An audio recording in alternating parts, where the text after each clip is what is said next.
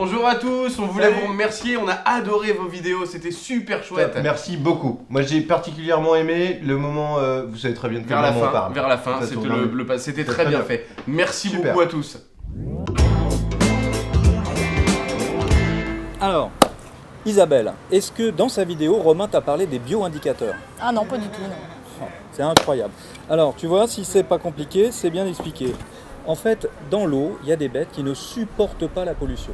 Et tu mets une petite goutte de polluant dans l'eau, elle meurt. Donc ça veut tout simplement dire que si tu trouves ces bêtes-là, l'eau, il n'y a pas de polluant, l'eau est propre. T'as compris? Ouais, On appelle ça un bio-indicateur. Et c'est bien mieux, si tu veux, qu'une analyse physico-chimique, parce que si tu trouves une petite bête, parfois ça fait 1 an qu'elle est dans l'eau. C'est un peu comme si tu avais un film de tout ce qui s'était passé dans l'eau. Alors si tu fais un prélèvement physico-chimique, c'est juste une image. Tu vois ce que je veux dire? T'as compris? Voilà. Et là, je t'ai dessiné une larve d'éphémère, par exemple. Elle est bien? Pour le même prix, nous avons 2 litres d'eau du robinet. Alors que nous obtenons seulement 1 centilitre d'eau minérale en bouteille.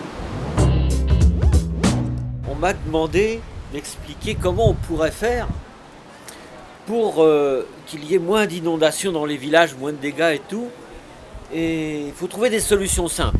Vous voyez, on est sur une colline, là en bas il y a un petit village. Petit village, il y a une rivière qui passe. Et puis au-dessus du petit village, sur les collines, il y a d'immenses champs de maïs, de ce que vous voulez, des champs nus en fait. Quand il pleut beaucoup au-dessus du petit village, qu'est-ce qui se passe sur la pente?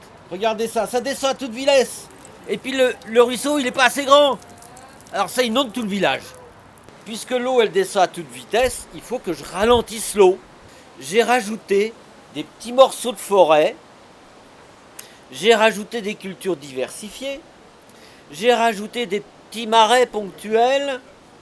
Et puis j'ai rajouté des haies. Qu'est-ce qui se passe? Du coup, maintenant, quand il pleut, de façon très abondante, au-dessus du petit village, l'eau ne coule pas tout de suite. Et elle coule doucement.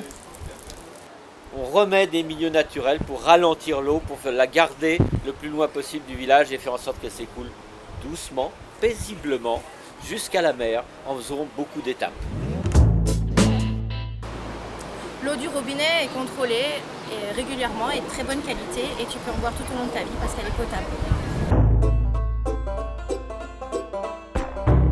Je crois que tu as tout bien compris, j'ai donc bien expliqué parce que c'était bien compliqué. Pour fabriquer cette bouteille qui est en plastique, et il a fallu beaucoup d'eau. Merci. Ça y est, les vidéos sont faites. Merci les graines, tout le grain Île-de-France. Romain, j'espère que ces vidéos vont te plaire. Merci pour ton matos. Et j'espère que l'agence de l'eau Seine-Normandie sera super contente du résultat.